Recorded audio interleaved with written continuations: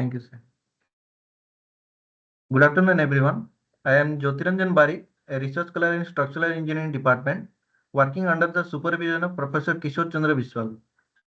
My topic is on performance assessment and seismic protection of liquid storage containers using different passive control techniques.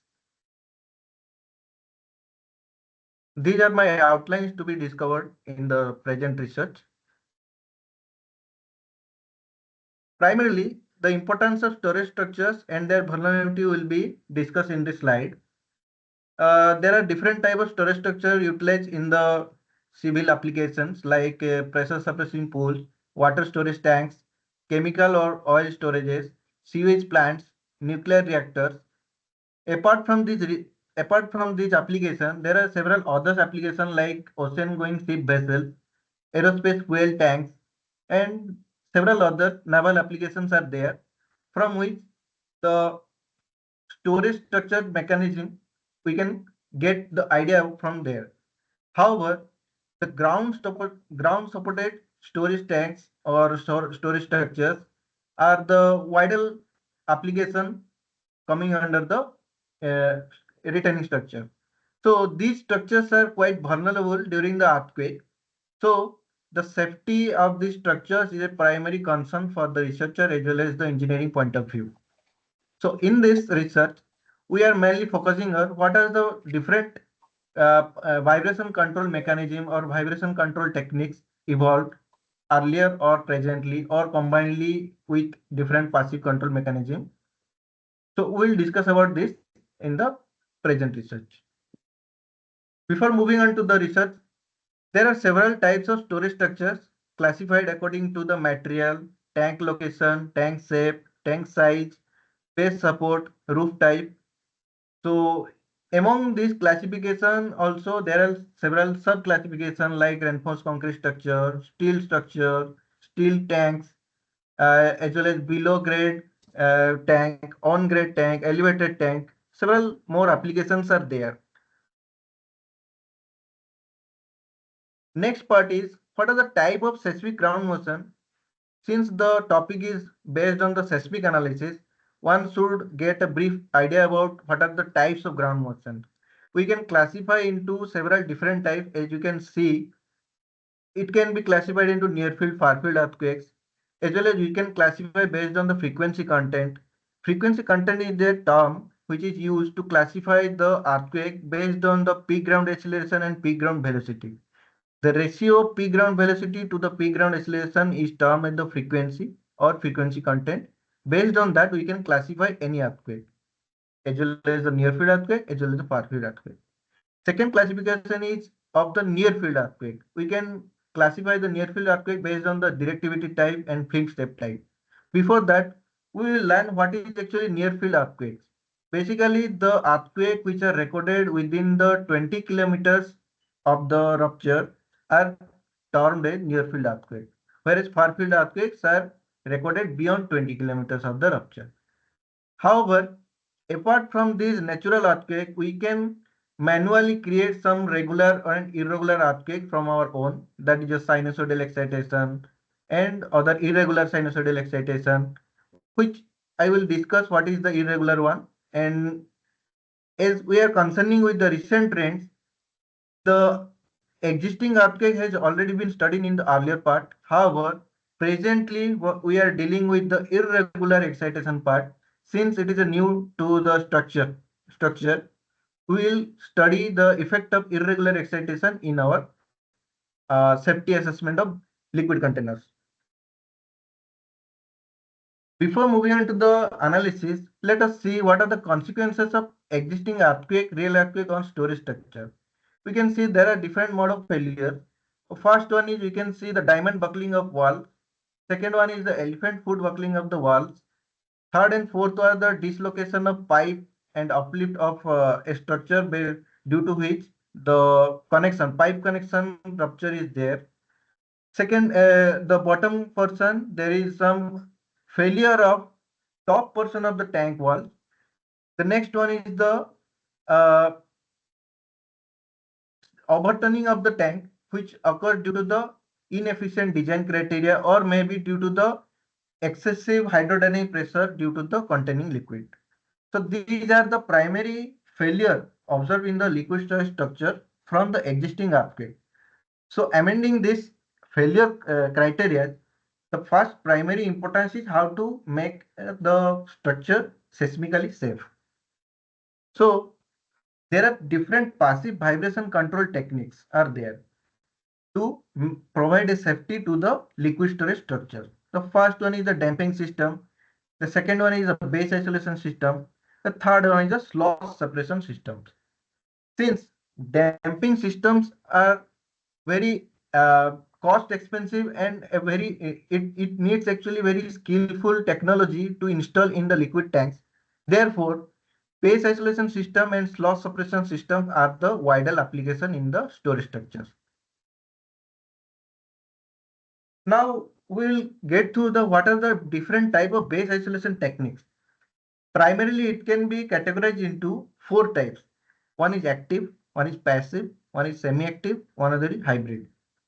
The active base isolation technique requires a huge amount of power generation from a supply so that it can execute in the presence of external power supply. Secondly, passive base isolation techniques. These isolation techniques are used based on the material type and it can be used widely because of its low cost and easy to maintain and vital application. The third one is a semi-active, which partially require the external power supply and partially from the natural its material configuration. And the fourth one is a hybrid one. It can be of any critical combination of the active, passive, and semi-active base isolation techniques. Since active base isolation are very cost expensive, as well as the semi-active one are the cost expensive. So to concern this expensiveness, we are implementing the passive base isolation technique widely to the liquid storage structures. Then we can classify these passive base isolation techniques into the bearing type isolator and sliding type isolator. Also, there are different demerits of sliding type isolators, which require a very recentering capacity of friction pendulum or friction type surface, which is a very critical job to maintain for the liquid storage structure. So the bearing type isolator are the very convenient one, which could be applicable for the liquid storage tanks. Generally, there are very practical application of base isolated tank. We can see in the Greece, one liquid storage tank is going to be prepared using friction pendulum bearings. Another is in the Melhorita facility in Peru. It has already been installed using the friction pendulum bearings, and they have observed that by using the friction pendulum bearing, they are facing the difficulty with the recentering capacity. So from this difficulty, the passive base isolator are one of the primary concern for the researcher to be implemented in the storage tanks. The second one is the loss suppression systems. Generally, the liquid motion inside the container possesses a significant hydrodynamic pressure along the tank walls. So, what are the mechanisms to suppress that hydrodynamic pressure inside the tank are utilization of submerged block, submerged baffles, diaphragms, and porous media. The baffles can be of flexible type and rigid. Also, it can be bottom mounted, wall mounted, or surface piercing. Since wall mounted and surface piercing baffles are a very critical job to prepare inside the tank, bottom mounted submerged blocks are the vital application in the liquid containers. So in the present study, we'll consider the effect of baffles, rigid baffles, along with the effect of base isolation combinedly. We will observe the performance of the liquid containers under an irregular excitation. And you can see there are very practical application like in pressure suppressing pool, road tanker, and ship vessels. The geometry of liquid containers become complex due to the presence of internal obstructions that are unavoidable. So from the application of road tanker and ocean going ship vessel, we can see that there are some intermediate walls inside the tanks. From that application, the utilization of internal blocks are coming into the picture for the ground supported tank. We can utilize that concept in our ground supported tank by virtue of utilizing the baffles. This could be the hierarchy of safety assessment. We can proceed in any way. From the safety point of view, we need a efficient design. To get an efficient design, we need an efficient approach of analysis. To get an efficient analysis, we need efficient methods of assessment. So first, if we will consider what are the methods of assessment, there are different type of method or analysis that can be experimental, that can be analytical, that can be numerical. Several methods have been evolved, but there are some specific restrictions of this analysis in our present scenario. First of all, experimental setups are good, well enough, but it requires a huge amount of it is actually cost expensive, as well as it requires a skill supervision, as well as the time consuming procedure. So in order to avoid this difficulty in experimental setup, analytical models are evolved. In already it has been evolved, but while you are concerning with complicated geometry like inclusion of baffles in a tank or any surface piercing baffles or base isolation techniques, these analytical models are potentially inefficient to assess this kind of geometry. Therefore, numerical techniques are evolved to accommodate that demerit. So, numerical techniques are also several types: finite volume method, boundary element method, and several other methods are there, finite element methods. So, among these methods, finite element method is found to be suitable for this analysis. Different finite element methods are already evolved, but the exact intricate behavior of liquid sloshing behavior has not been evolved. So in our research, we have modeled the liquid in such a way that it can behave under a critical excitation such as near field earthquake or irregular earthquake or regular earthquake or any kind of frequency content of earthquakes. Now, from this on analysis, the ultimate aim is to make safe a structure. That means the structural integrity as well as the operational continuity after an earthquake or any event. As a researcher, our aim is to conduct a method of assessment through a numerical analysis as well as an appropriate extraction of intricate behavior of sloshing. Basically, under the vibration, the behavior of storage structure can be a two types. One is impulsive, another is convective. It means a few amount of liquid participates in sloshing, that is termed as convective sloshing. Generally, sloshing is a typical phenomenon representing low frequency vibration liquid near the free surface. So the convective part of the liquid generally participates in liquid sloshing. Another part is impulsive. It means the part is vibrating along with the vibration of the along the wall. It means it is a kind of rigid portion of liquid which is lying from the bottom of the person to a certain height. Now we are heading to the mathematical formulation. In the present analysis, we have modeled the liquid sloshing, that is of small wave amplitude theory and large wave amplitude theory. We have modeled the isolators and we have created a couple interaction between them. These are the isolator domains. Basically, the passive isolator are used in the present study. First one is the laminated rubber system. A second one is the lead rubber system. In the first figure, you can see the spring mass model of the laminated rubber system. And second one is the spring mass model of the lead rubber system. Secondly, the force deformation behavior of the isolators are also shown over here. We can see it can possess hysteresis kind of behavior under the vibration. Now, the modeling of laminated rubber bearing is achieved through a force deformation behavior, linear force deformation behavior, which can be represented as Fy is equal to damping coefficient Cv, Xp dot is the velocity one, and Kb is the stiffness of the isolator, and Xb is the displacement of the isolator.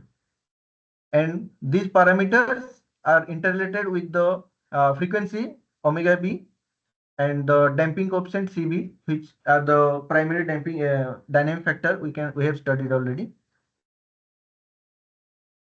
And second one is the modeling of lead rubber bearing. Basically, a Boquin model is used, which possesses a bilinear hysteretic behavior, and it can also it can be also said that the modeling of lead rubber bearing is behaving a non-linear property, and similar coefficients we can see over here. Only difference is the Fy, Z, and alpha. These are some external coefficients which are used to model the lead rubber bearing. Uh, this is the tank domain we have used in the present study. The tank domain is of two-dimensional dimension. The length is 10 meter. The liquid depth is assumed as 5 meter.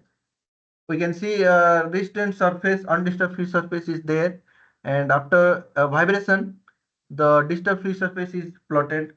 We can see over here, and then at the base, the tank is isolated by virtue of that passive base isolators. Inside the domain, we can see one vessel is resting at the floor, having height h and width w. So the formulation is conducted in such a way that we can change the dimension by virtue of the height to width ratio, or height to depth ratio, or width to length ratio. We can change the dimension.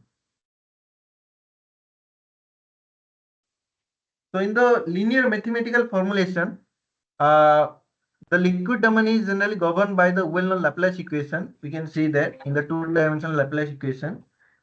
Using the Laplace equation, the liquid domain is discretized, as well as the boundary condition is applied. Different type of boundary condition we have used. Like in the linear part, at the free surface boundary, we have taken the kinematic as well as dynamic boundary condition simultaneously, which yields the boundary condition as you can see in the figure. Second boundary condition is applied at the tank wall as well as the baffle wall, which defines that the liquid particles move with the velocity along the tank wall, which is represented in the first derivative of the velocity potential. We can see in the picture. The third boundary condition is the tank base as well as the baffle top base. The liquid is assumed to behave no flux condition. That's why the first derivative velocity potential is assumed at 0. So moving on to the formulation, the liquid domain is discretized using four noded isoparametric elements, quadrilateral element. Each node is associated with a single degree of freedom, time-dependent potential, velocity potential. We can see using the Galerkin-Water residual method and application of different boundary condition as well as the integration by parts method, Stokes theorem, Gibbs theorem. We will generalize the governing equation in such a way that we are getting the equation in terms of a simplified dynamic equation, equation of motion. We can compare the coefficients with that previous one at the bottom portion of the equation so that we can get what are the different coefficients obtained in the equation. You can see the free surface matrix is the M, the damping matrix is the C, the stiffness matrix is the K, and right hand side is the force vector.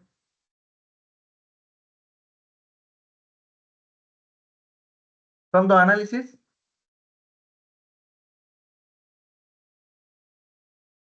just a second.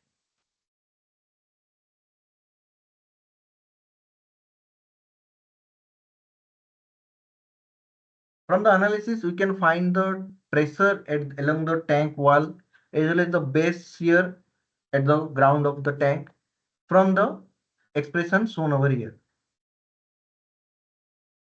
During the numerical modeling, we have modeled or we have coupled the tank model as well as the isolation model. You can see the different equation governing a characteristic equation. For the linear analysis, we have taken the linear equation. We have created the coupled interaction in such a way that the velocity produced in the isolator comes into the equation for the liquid modeling, as well as the base shear coming from the liquid is going to the isolator domain. The coupled interaction is like that only. In the part 2, we have conducted the nonlinear mathematical formulation. The liquid domain is governed using the same Laplace equation. However, the difference is the free surface liquid boundary, we have taken a different boundary condition. We can see at the free surface boundary, at that linear formulation, we have neglected the nonlinear terms along the free surface boundary. But in the nonlinear part, we will consider the entire Bernoulli equation to define the free surface boundary condition. As well in the walls and the tank base and the baffle top surface, similar boundary condition has been written. So using the boundary condition, we are going to simplify the Laplace equation using the same Galerkin method. We are getting a simplified equation as we can see in the bottom part. From this part, if we will correlate to the dynamic equation, however, we will not get the traditional equation of motion, but in a different way, we will get it is one kind of linear equation from the matrix point of view. However, while we are concerning with the matrix elements, those matrix elements are the time dependent elements. Each element, the left hand side defines the time dependent liquid coefficient matrix, as well as the right hand side it defines the global right hand side vector, or we can say the force vector. In this equation, the stiffness or liquid coefficient matrix changes at each time step depending upon the modified geometry. In the nonlinear formulation, the benefit of this nonlinearity is we are regenerating the liquid mass based on the free surface alignment. However, in the linear counterpart, we have not remeshed the liquid domain. However, the demerit of linear analysis will be observed in the resonance condition. Basically, in the resonance condition, there is a potential drawback of linear analysis which will not predict the accurate behavior of liquid slushing. So, the nonlinear analysis of the liquid slushing will give the better better results under the resonance condition, as well as the earthquake having higher amplitudes, as well as the irregular earthquakes. These kind of complex ground motion, the nonlinear analysis is beneficial. From the analysis also we can get the nonlinear pressure along the tank wall and the nonlinear base shear. And this is the numerical coupling of the two nonlinear system as well as the base isolation system. Before moving on to the analysis, we have conducted a mesh conversion study. Since it is the finite element method, we must require a optimum mesh size of the liquid domain. So we have conducted the test for the slosh frequency for the both for the linear analysis and non-linear analysis. From the convergence test, we found that a mesh size of 20 cross 20 will be a good optimum mesh size for the analysis. Also, we have validated the model with the existing authors, and we got a very good agreement in with both in terms of phase and magnitude. Now, the performance assessment under a long duration irregular excitation will be analyzed over here in this part. Now, the question is how to prepare an irregular excitation. It is not an existing excitation. Basically, the regular oscillation can be modeled in a stochastic way by the sum of a large number of independent linear harmonic excitation. Say, in the expression we can see, if the summation term is removed, then it is a normal sinusoidal excitation xg double t is equal to a sin omega t. However, we will create in such a way that different frequency amplitude type of sinusoidal waves will be combined into a certain time span, so that we will get a long duration irregular excitation. Suppose we are extending the duration up to a certain beyond period, so the irregular excitation can be easily observed.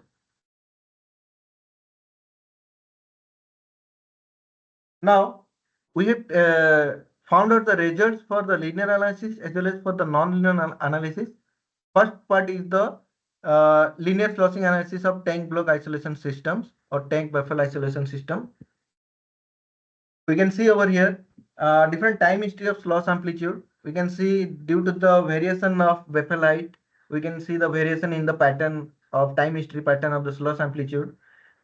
From the analysis, from the time history analysis, from the time history plot, we can get the peak loss amplitude from every earthquake or every certain irregular excitation, so that we can compare the peak amplitude from the selected configuration from which the peak amplitude is obtaining minimum. We can expect that that exact configuration can be adopted in the practical analysis. So from the time history of loss amplitude, we can see the isolated loss amplitude is very much smaller as compared to the non-isolated one for different configuration and different width of the Weffel. Similar analysis, similar time history plots has been found for the base year.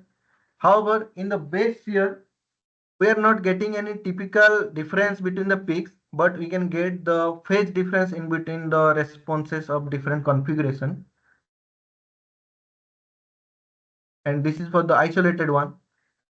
We can see in the non-isolated case, the responses are high frequency components are present in the responses. However, in the time history of base year for isolated case, we can see there is a significant reduction of the frequency components in the responses, which is the primary aim of the isolation strategy.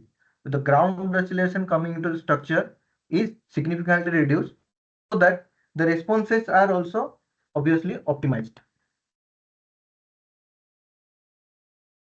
And this is the time history of isolated displacement. From the time history analysis, we can extract the peak amplitude for total base shear, sloshing amplitude, isolated displacement.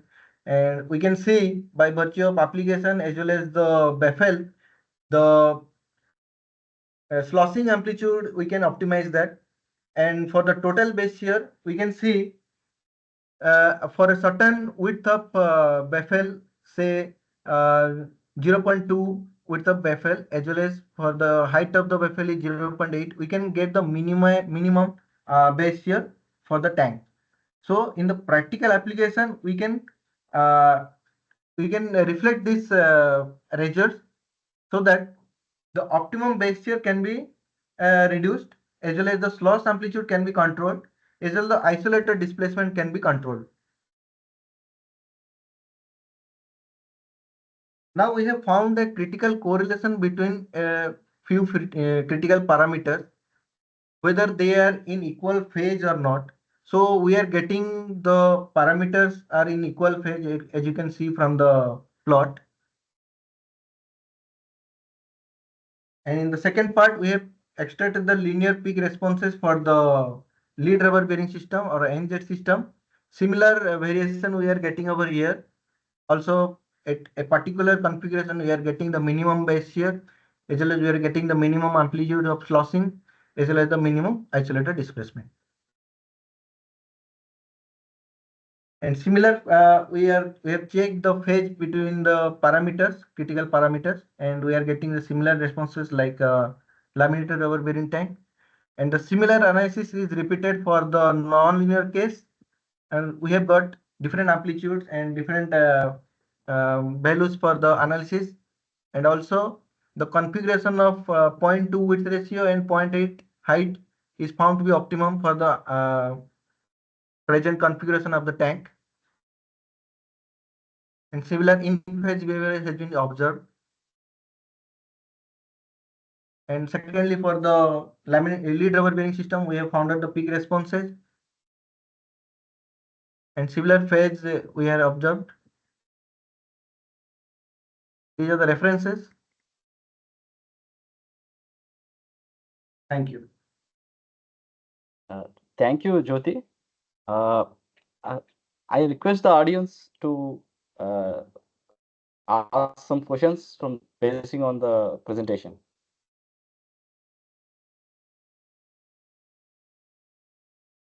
You can unmute yourself and you can ask some queries to the speaker.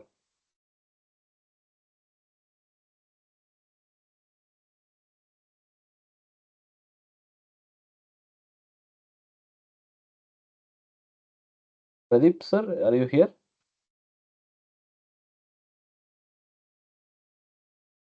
Sir, is it audible? I am in the meeting only, sir. You have any questions? You can request. You can query. I am clear with this presentation. It was useful. Thank you.